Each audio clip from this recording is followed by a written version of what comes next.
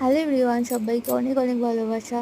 আজ তো সোমবার, তো বড়মশাই সকালবেলা ঘুম থেকে উঠে পুজো দিতে বসে গেছিলো। তারপরে আমারও স্নান করা হয়ে গেছে, তো আমি ভাবলাম যে ওকে একটু হেল্প করে দিই, কারণ ওকে তো অফিস যেতে হবে আবার। এবার ওকে হেল্প করে দিয়ে আমি নিজের বাড়িতে চলে এসেছিলাম। তো এখানেও দেখলাম যে মাও যেটু কাজে যাবে, মা যতটা পেরেছে আমাকে গুছিয়ে দিয়েছে। তারপরে আমি টুকটুক করে পুজো দিচ্ছিলাম।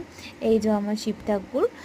আর সবথেকে বড় কথা হচ্ছে আজকে মানে ঠাকুরমশাই দিয়েই পুজো করানোর কথা ছিল, তো একটু প্ল্যানটা ক্যান্সেল হয়েছে। তো 4 তারিখে শিব পুজোটা হবে। তো পুজো আমার প্রায় শেষের পর্যায়ে। আর আজকে তো সেরকম কিছু খাবো না, ওই ফল খেয়েই থাকবো। আর সত্যি কথা বলতে উপোস করলে না খেতেও আর ইচ্ছাও করে না। ওই রাতের দিকে একটু সাবু খেতে পারি, কিন্তু সাবু খেলে আমার আবার সমস্যা হয় প্রচণ্ড গ্যাসের। তো তোমরা সাবুটা কীভাবে খাও? যে মানে অনেকে আছে সাবুর খিচুড়ি করে, ঠিক আছে? একটু আমাকে জানিও তো যে কীভাবে সাবুটা খাও তোমরা, যাতে গ্যাস না হয়। তো যাই হোক, পুজো প্রায় শেষের পর্যায়ে। আর সবথেকে বড়ো হচ্ছে আমাকে এখানে না কি মোটু মোটু লাগছে, বাট আমি মোটু, বাট অতটাও মোটু না। আসলে ঠাকুরঘরটা বড্ড ছোটো, তো ক্যামেরাটা আমাকে সামনে থেকে ধরতে হয়েছিল। যাই হোক, আমার ব্লগ তোমাদের কেমন লাগছে অবশ্যই জানিও। ভালো থেকো সবাই, টাটা।